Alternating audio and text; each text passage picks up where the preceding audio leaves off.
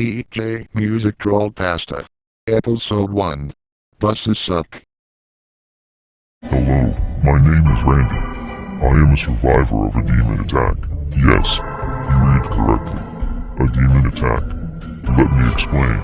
It all started when she got on board my Greyhound bus. She was tall, blonde, busty, and wearing all leather, right down to her knee-high bumps. The studs on her eyes said trouble, and the one on her tongue, something she casually flashed my direction, told me she was dangerous. She took the pair of empty seats next to mine, and I could feel her looking over toward me periodically. I didn't dare look her way. She smelled of roses and incense, the telltale scent of a succubus. Although I tried my best, I could not stave off sleep forever. This connection was just another part in what had already been 20 sleepless, and otherwise uneventful, hours of busing. I awoke to find her undressing me, bending forward, to try and, well, all I will say is suck the life from me in a manner most fitting of a demoness that preys on sexual energy.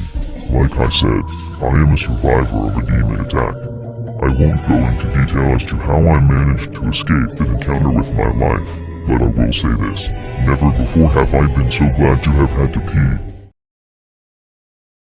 DJ Music Trollpasta. Episode 2.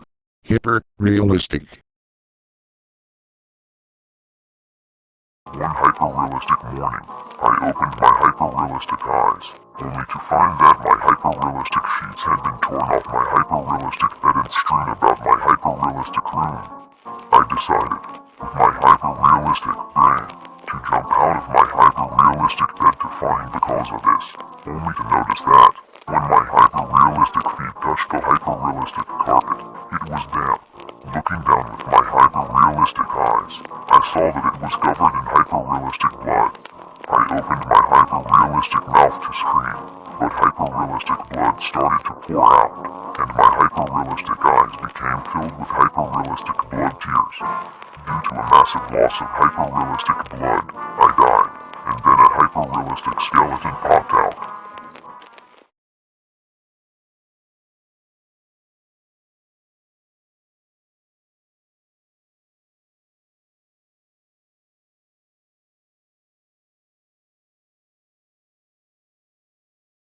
DJ Music Trollpasta. Episode 3. Who was conversing with me in the cellular phone? I was sharing a passionate kiss with my romantic interest, when my cellular phone alerted me that someone wished to converse with me. The man on the phone inquired as to what I was engaging in with his daughter. If her father is dead, then who was conversing with me on the cellular phone? And then a human skeletal structure appeared.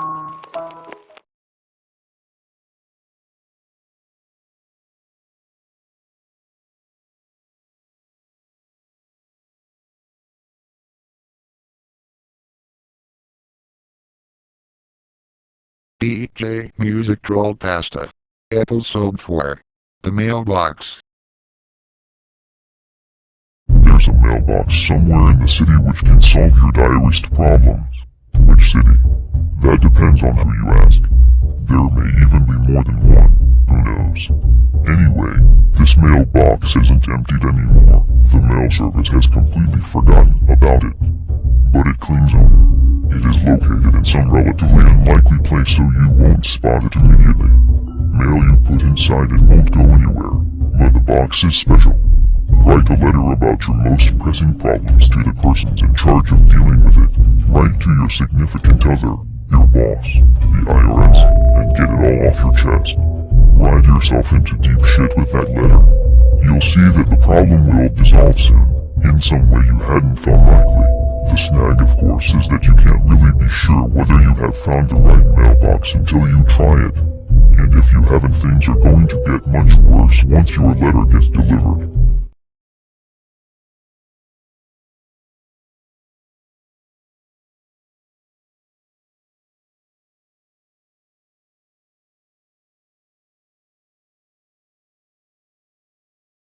DJ Music Trollpasta. Episode 5. Final episode. Old news. It's the apocalypse, people. yelled Jacob as an explosion lit the skies. Downtown, which was close to Jacob, was suddenly and violently filled with screams and bright explosions.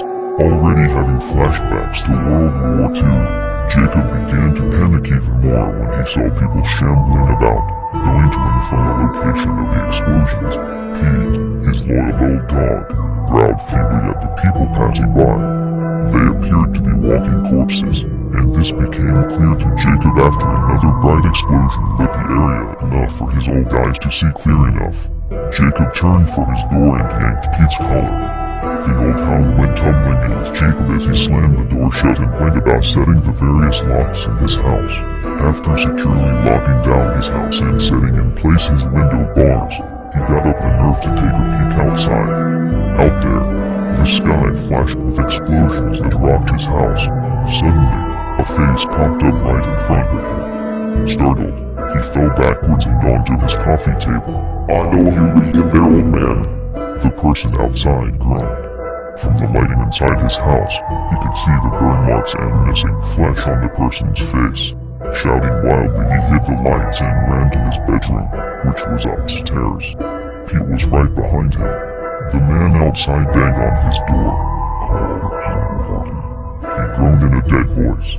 After a few breathless minutes, the banging stopped and Jacob figured the man would bring the whole horde of his undead friends back to get him. He reached into his dresser drawer and moved away the socks, retrieving a pistol.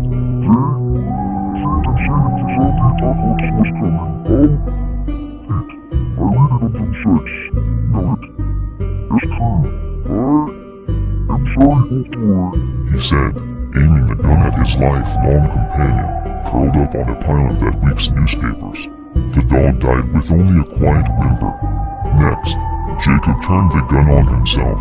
"I planned for this day so carefully, but now they know I am in here. Damn it, shall we? I am coming to see you," he said as he pulled the trigger. That was not his last thought. However, the very last thing that went through his mind in the last few moments while he was still alive and breathing was a headline on one of the newspapers under Pete. "Zombie costume party downtown Halloween night.